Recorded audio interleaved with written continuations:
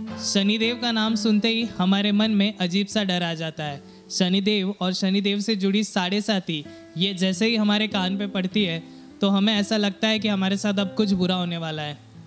इसके बारे में काफ़ी गलत धारणाएं भी है। तो आज की इस वीडियो में हम इसी बारे में डिस्कस करने वाले हैं कि शनिदेव और शनिदेव की साढ़े साती क्या होता है, इसका इफेक्ट और उनसे जुड़े कुछ महत्वपूर्ण तथ्यों को हम जानेंगे। और इस वीडियो के एंड में आप सभी के लिए कुछ उपाय भी है। जिन भी लोगों की साढ़े साती चल रही है उन लोगों के लिए ये उपाय काफ़ी कारगर है। साथ ही साथ ये सर्वमान्य उपाय है, यानी कोई भी इंसान अगर ये उपाय करना चाहे तो शनिदेव के लिए ये उपाय कर सकता है। इससे शनिदेव प्रसन्न ही होते हैं। सारी चीज़ें डिटेल में जानने के लिए जुड़े रहिए हमारे साथ इसी वीडियो में।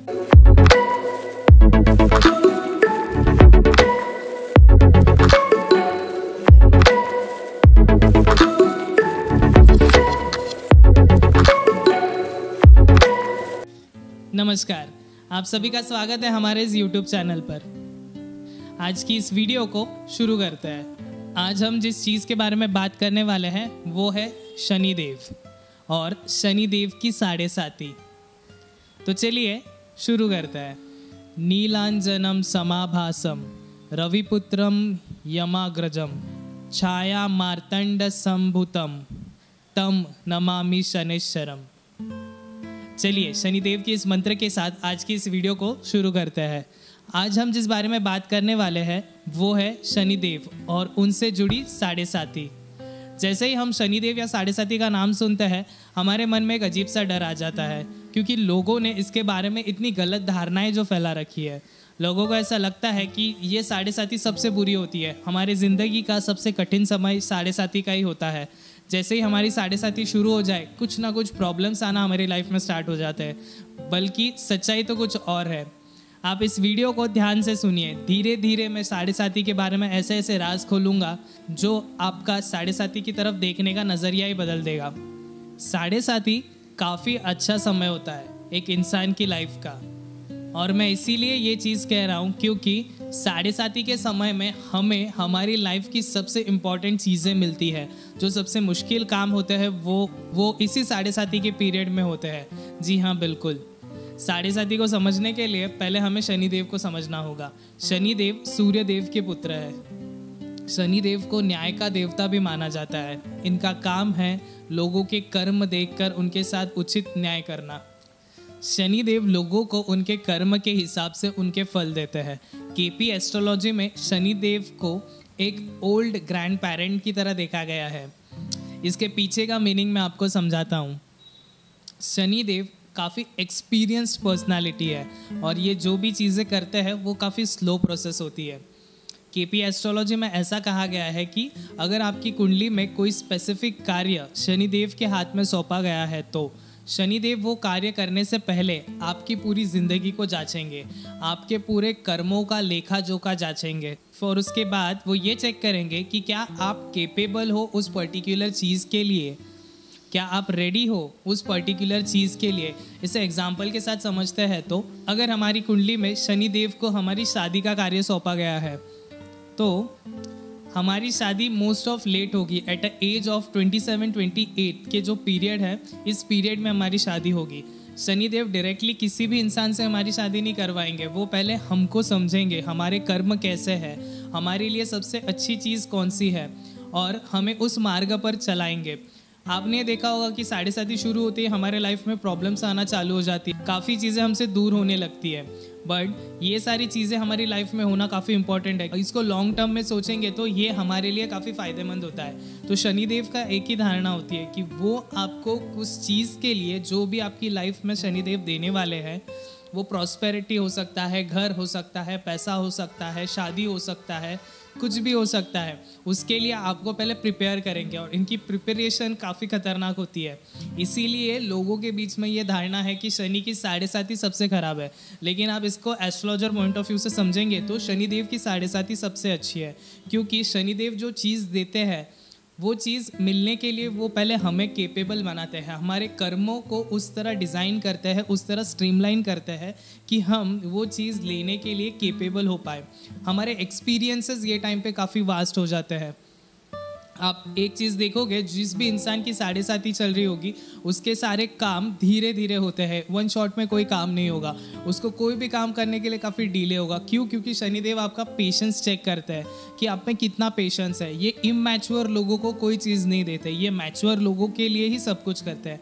इसीलिए मैंने कहा था केपी एस्ट्रोलॉजी में शनिदेव को ओल्ड ग्रैंड पेरेंट की तरह देखा गया है। क्यों? क्योंकि ग्रैंड पेरेंट्स हमारे काफ़ी एक्सपीरियंस्ड होते हैं। अगर उन्हें कोई चीज़ हमें देनी होती है तो वो वन शॉट में डायरेक्टली नहीं देते, बल्कि वो ये करते हैं कि वो पहले हमसे बातें करते हैं, डिस्कस करते हैं, हमारी सिचुएशन समझ के लेते हैं और ये चेक करते हैं कि वो उस पर्टिकुलर नॉलेज के लिए हम केपेबल है कि नहीं। अगर हम केपेबल होंगे तो वो स्टोरी के फॉर्म में हमें वो नॉलेज देंगे। बिल्कुल इसी तरह शनिदेव का भी है। शनिदेव जब भी कोई कार्य करते हैं, जब भी कोई काम करते हैं, वो इंसान को इतना मैच्योर बना देते हैं, ऐसे ऐसे एक्सपीरियंसेस उसके सामने लाते हैं कि वो उसको मिलने वाली चीज़ को 100% हासिल कर पाए, 100% उसके लिए केपेबल हो पाए। ये हो गया शनिदेव के बारे में। अब हम 7.5 के ऊपर डिस्कशन करते हैं। 7.5 जैसा इसका नाम है उससे ही हम समझ सकते हैं कि ये 7.5 को रिप्रेजेंट करता है, यानी 7.5। ये 7.5 जो है वो टाइम पीरियड होता है। जी हाँ, एक राशि में शनिदेव 7.5 साल के लिए गोचर करते हैं। इजी वर्ड में समझे तो शनिदेव की दृष्टि किसी भी राशि में 7.5 साल के लिए रहती है। इसे 3 इक्वल पार्ट्स में डिवाइड किया गया है। एक पार्ट 2.5 साल का होता है जो स्टार्टिंग पीरियड होता है। ऐसा कहते हैं स्टार्टिंग पीरियड हमारा इमैच्योर स्टेज होता है, जहाँ पर इंसान जो भी चीज़ होती है उसके लाइफ में जो उसको शनिदेव देने वाले हैं 7.5 के पीरियड में, वो उसके केपेबल नहीं होता है, क्योंकि उसके पास्ट कर्म और उसका करंट बिहेवियर उसके लिए रेडी नहीं होता। तो शनिदेव मैक्सिमम आपको एक्सपीरियंसेस लाएंगे, आपको मैच्योर बनाएंगे पहले 2.5 साल में, और फिर दूसरे 2.5 साल में वो जो चीज़ आपको देने वाले हैं उसकी शुरुआत आपसे करवाएंगे।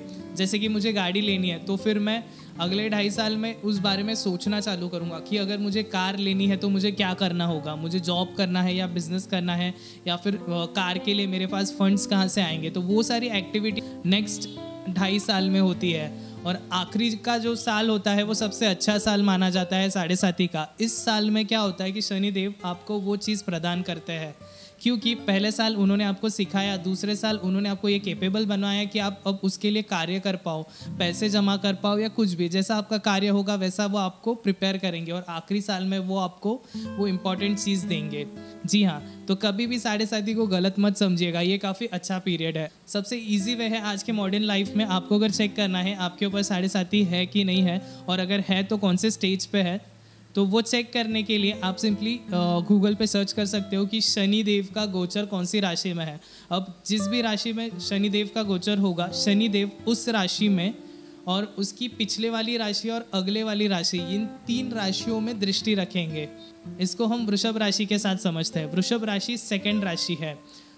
तो अगर शनिदेव वृषभ राशि में है तो पहली राशि मेष, दूसरी राशि वृषभ और तीसरी राशि मिथुन, इन तीनों राशियों की 7.5 का काल चल रहा है। शनिदेव के काफ़ी उपाय हैं कि अगर जो भी इंसान श्री राम जी की या हनुमान जी की पूजा करता है तो शनिदेव की 7.5 उन्हें ज़्यादा परेशान नहीं करती। उनकी पूजा की वजह से शनिदेव उन पर थोड़ी नरमी बरतते हैं। इसीलिए शनिवार को अगर हम हनुमान मंदिर जाएं और हनुमान चालीसा का पाठ करें तो शनिदेव की जो 7.5 है वो हमें थोड़े कम कष्ट देती है। साथ ही साथ आप सैटरडे को शनिदेव के मंदिर जाकर उन पर तेल चढ़ा सकते हैं और एक दीपक जला सकते हैं। इसी तरह के हम इन्फॉर्मेशन भरे वीडियो लाते रहते हैं। अगर आपने हमारे चैनल को अभी तक सब्सक्राइब नहीं किया है तो आप हमारे चैनल को सब्सक्राइब कर लीजिए, साथ ही साथ बेल का आइकन भी प्रेस कर दीजिए, जिससे क्या होगा कि जब भी हम ऐसी इन्फॉर्मेशन वाली वीडियो लेके आएंगे तो वो आपके पास सबसे पहले पहुंचेगी। और आपका अगर कोई दोस्त या फैमिली मेम्बर 7.5 की वजह से परेशान है या डरा हुआ है तो आप ये वीडियो ज़रूर उनके साथ शेयर करिए। या आपकी लाइफ में कोई ऐसा प्रॉब्लम है जिसका आप सॉल्यूशन जानना चाहते हो, या फिर ऐसा कोई सवाल है जिसका आपको जवाब जानना है, तो डिस्क्रिप्शन में दिए गए ईमेल आईडी या व्हाट्सएप नंबर पे आप हमसे कांटेक्ट कर सकते हो। हम एस्ट्रोलॉजी यानी ज्योतिष शास्त्र की मदद से उस प्रॉब्लम को सॉल्व करने की पूरी कोशिश करेंगे। चलिए मिलते हैं अगले वीडियो में। आज के लिए इतना ही।